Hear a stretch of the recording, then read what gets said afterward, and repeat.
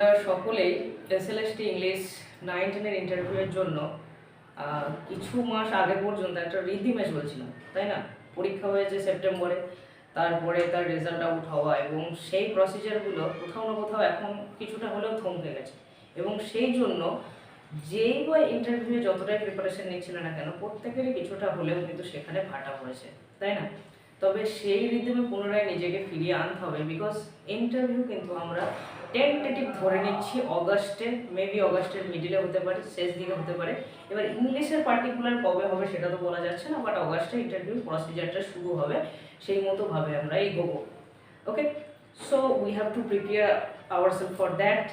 এটা মাথায় রেখে অগাস্টে ইন্টারভিউ হবে, এইভাবে তোমাকে নিজেকে প্রিপেয়ার রাখতে হবে, ঠিক আছে? তো দুটো বিষয় মাথায় রাখবে, একটা হচ্ছে ইন্টারভিউয়ের ক্ষেত্রে একটা হয় বিজনেস স্ট্র্যাটেজি ওয়াইজ ইন্টারভিউ, যেখানে কোনো সেক্টরে, প্রাইভেট সেক্টরে কাউকে নিল, রিক্রুট করলো, এমপ্লয়ি নিল, সেক্ষেত্রে একটা পার্সোনালিটি দেখার ব্যাপার থাকে।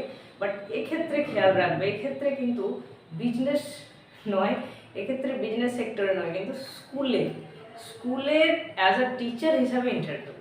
তাই বলে এমন নয় সেক্ষেত্রে তুমি একদম সেই নর্মাল সাদা সিধে পুরোপুরি, সেখানে সারলতাটা মানে সরলতা থাক, সারল্য ভাবটা থাক, কিন্তু একদম সে বোকা বোকা ভাবটা নয়, কিন্তু বোঝা গেল?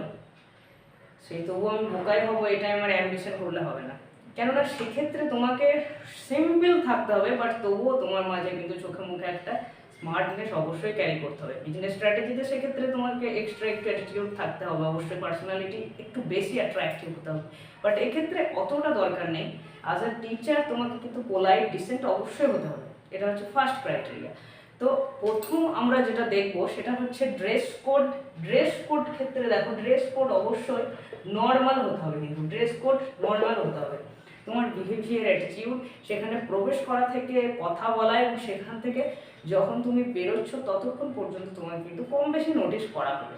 যাই হোক, আমি মানলাম তুমি প্রবেশ করলে, তারপরে তোমার কিছু প্রশ্ন তোমার সামনে ফেলে দেওয়া হলো, তুমি সেগুলো উত্তর দিলে, তারা নিল এবং তারপরে তোমার মার্কস দিল, তারপর তুমি আউট হলে।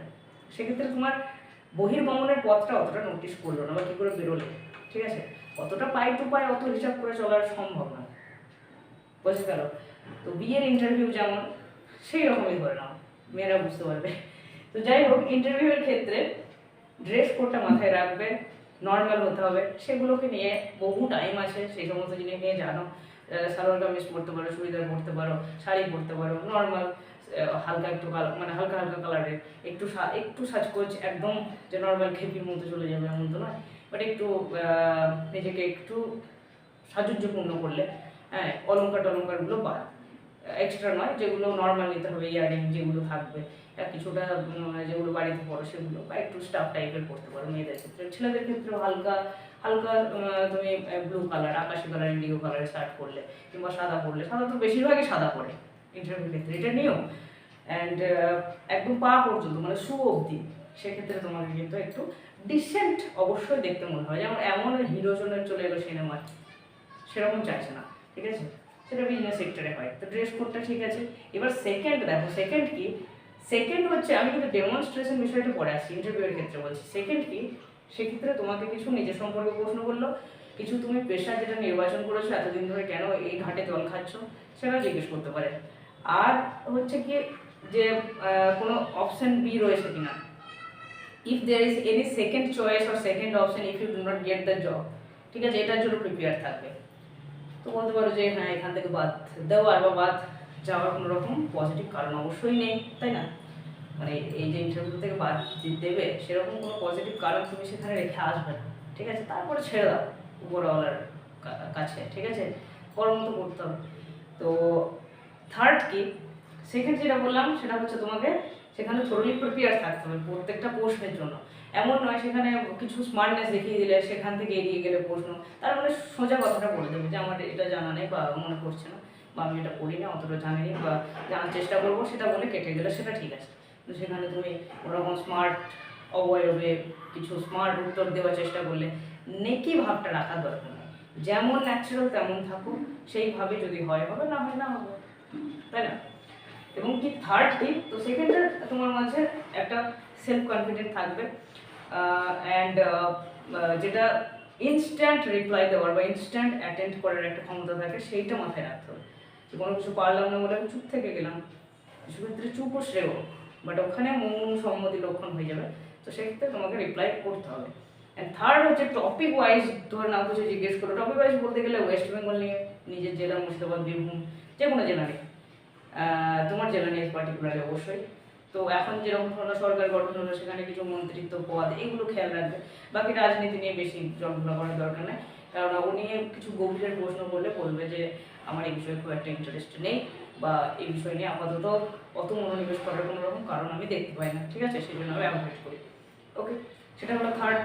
এবং ফোর্থটা কি, ফোর্থ আমরা ডেমনস্ট্রেশনে চলে যাচ্ছি, ঠিক আছে। যেহেতু ওখানে তোমার ডেমো দেওয়া করাবে, এমন হয় যে প্রথমেই ডেমো দিতে বললো, আদারওয়াইজ তোমার সঙ্গে কিছু কনভারসেশন করলো, তারপরে ডেমো দিতে বললো, ঠিক আছে।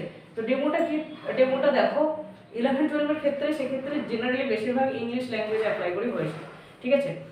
আর 9-10 ক্ষেত্রে কি হবে দেখো, তাদের কোয়েশ্চেনের উপর ডিপেন্ড করছে। যদি তোমাকে বলে যে আপনি একটা ডেমো দেখান, ঠিক আছে, সেক্ষেত্রে তুমি ডেমো দেখাচ্ছ, সেক্ষেত্রে তুমি বাংলা অ্যাপ্লাই করতে পারো। কিন্তু তুমি গেলে, তোমাকে ওয়েলকাম জানালো এবং তারা ইংলিশে তোমাকে নির্দেশ দিল যে লেটস সি আর ডেমো, হ্যাঁ, লেটস রিপ্রেজেন্ট আর ডেমো। তো কোয়েশ্চেনটাই ওনারা ইংলিশে বললেন, সেক্ষেত্রে আমি বলবো ইংলিশটাই ভালো, বাট এমন নয় যে বাংলা বলে তোমাকে সেখান থেকে বের করে দেবে। এবং সেরকমভাবে করলে সেটার উপর কোনো নেগেটিভ ইম্প্যাক্টও করবে না। তুমি এমন ভেবো না যে বাংলা বললে সেখানে কোনো রকম বিশাল কোনো রকম নেগেটিভ ইম্প্যাক্ট করবে, কেননা সেটারও একটা পর্যায়ে রয়েছে, কিন্তু সেইটা বোঝার ক্ষমতাও তাদের মাঝে রয়েছে, ঠিক আছে। যে একজন 100% ইংলিশ বললো এবং তুমি সেখানে 80% বললে, তার মানে তোমাকে বাদ দিয়ে দেবে, এরকম না, বোঝা গেল। তো ডেমনস্ট্রেশন কিন্তু তোমাকে ভালোভাবে নিজেকে রিপ্রেজেন্ট করতে হবে ডেমনস্ট্রেশনের ক্ষেত্রে, এটা হলো ব্যাপার। ওকে, তো এতটাই বোঝানো ছিল ইন্টারভিউ প্লাস ডেমনস্ট্রেশন, দুটো সেক্টরে কিন্তু নিজেকে প্রিপেয়ার রাখতে। Okay okay guys, thank you, stay good, stay happy.